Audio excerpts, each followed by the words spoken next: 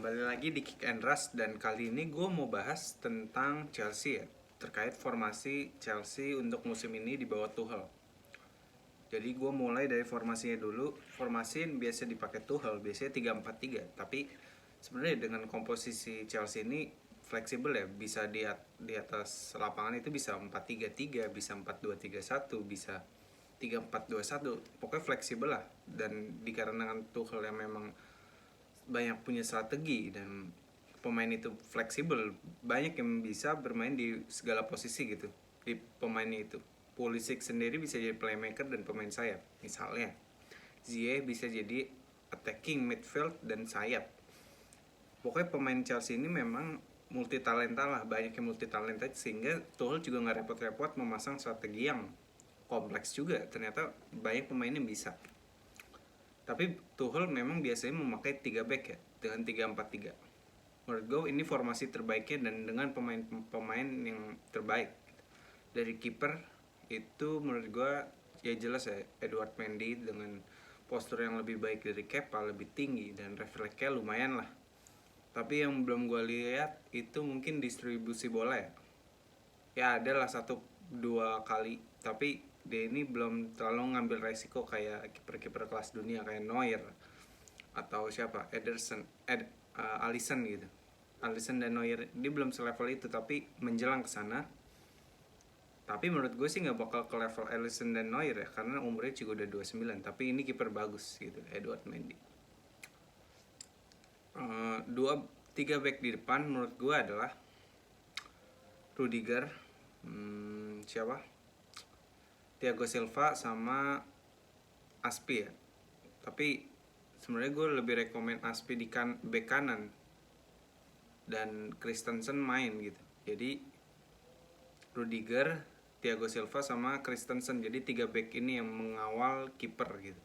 Dengan 3 back ini solid lah, walaupun Christensen ini agak sering blunder, tapi bisa di backup oleh Aspi di kanan dan Thiago Silva gitu yang menjadi pemimpin. Tapi Christensen juga saat bermain bagus, memang bagus gitu. Jadi pilihan gue adalah 3 back utama, 3 back tengah, yaitu Rudiger, Thiago Silva sama Christensen. Nah di kanan gue lebih prefer Azpilicueta di back kanan, karena menurut gue Reece James itu permainannya belum matang dan Reece James juga sering blunder. Contoh kemarin lawan Liverpool, dan beberapa momen memang Reece James memang bagus dalam attacking. Cuman untuk defend attacking, untuk crossing dia itu lumayan buruk gitu. Dan defendingnya juga angin-anginan, nggak sebagus itu. Jadi gue lebih prefer Aspi di kanan, karena Aspi itu bagus dalam membangun serangan dan melakukan long pass itu lebih bagus dan lebih akurat daripada Reece James. Reece James ini masih muda dan mungkin bisa berkembang lagi ke depannya dan bisa menggeser posisi Aspi, ataupun Aspi juga bisa jadi back tengah bersama Thiago Silva. Tapi memang belakangan ini si Tuchel itu lebih prefer si siapa?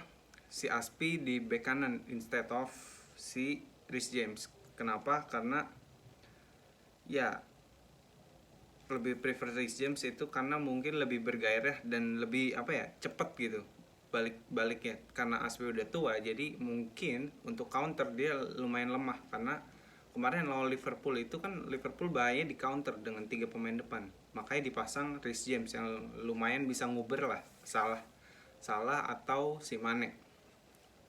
Di 2 pivot kan 3-4-3 ya, di pivot di back kiri belum ya. Menurut gue Marcos Alonso atau Chilwell. Menurut gue Marcos Alonso ya, karena Marcos Alonso lebih bagus nyerang, walaupun dia memang lambat banget dalam bertahan. Tapi sebenarnya tergantung lawan juga sih. Kalau lawannya lebih counter attack, menurut gue lebih pasang si Chilwell. Tapi kalau lawannya lebih nggak counter attack dan bermain membangun serangan, menurut gue Marcos Alonso lebih bagus gitu, karena dia attackingnya bagus dan menambah kreativitas serangan. Tergantung lawan juga sih. Kalau lawannya lebih counter attack, pasang Chilwell, atau kalau lawannya lebih membangun serangan, pasang Alonso menurut gue. Jadi ini, tapi gue lebih prefer Alonso karena ya dia memiliki skill untuk menyerang dan bisa free kick juga, ada poin tambahnya. ada poin plus lah Alonso dibanding Chilwell. Di dua pivot itu Jorginho sama Kante, ini sih nggak tergoyahkan ya, karena memang dia menjadi posisi pivot itu penting, dan Jorginho bisa mengalirkan bola dengan luar biasa dan di backup oleh Kante yang menyapu-nyapu bola, kayak ke libero di lapisan pertama lah Kante ini. Dan Kante ini mengejar bola saat bolanya di mana aja, jadi selama ada Kante, Jorginho sih aman ya untuk mendistribusikan bola, dan Kante ini pemain luar biasa ya bersama Jorginho. Dan Jorginho karena Kante, jadi Jorginho ini bisa bisa step up lah ke level berikutnya dengan permainan yang luar biasa. Itu juga karena Kante menurut gue. Di tiga depan menurut gue itu Havertz, Mount sama Lukaku ya, karena memang si Tuchel ini lebih suka pasang Mount dibanding Ziyech. Gue nggak tahu kenapa, tapi Ziyech mungkin terlalu stylish lah menurut gue permainannya. Dia kan bermain di Liga Belanda dan memang dia skillful, cuman terlalu sering cedera lah, permainan kurang konsisten. Menurut gue Ziyech ini sejenis permainannya, secara permainan menurut gue mirip-mirip sama Di Maria, tapi Ziyech ini masih di bawah Di Maria sedikit lah, jadi masih kalah saing sama si Havertz, karena Havertz dengan strategi si Tuchel ini mainnya lebih ke dalam, attacking midfieldnya, sementara kan si Ziyech ini attacking midfield yang bermain di sayap. Jadinya dengan strategi Tuchel Ziyech nggak kepake, padahal Ziyech ini pemain yang bagus menurut gue, tapi yang jadi kepake Havertz akhirnya. Dan menurut gue juga yang bagus adalah dua attacking midfieldnya, itu Havertz dan Mount. Kalau dikombinasikan, Havertz yang menyuplai dan memberi final pass, dan Mount yang melakukan dribbling untuk menjembatani tengah dan depan. Dan Mount ini cukup skillful ya, dengan spekulasi tendangan dari luar kotak penalti dan beberapa passing yang lumayan akurat lah, walaupun gak sebagus Havertz. Menurut gue dia lebih bisa membantu penyerangan dibanding Ziyech. Ziyech ini karena Havertz udah di playmaker kanan, jadi Ziyech ini jadinya nggak kepake. Jadi untuk playmaker kiri mungkin Mount gitu lebih bagus.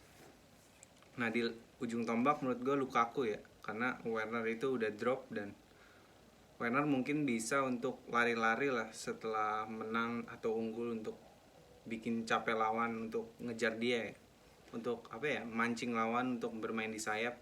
Tapi menurut gue lebih prefer Lukaku, karena Lukaku lebih ruthless ya dalam melakukan finishing, dan lebih efektif aja dan klinis aja bermainnya.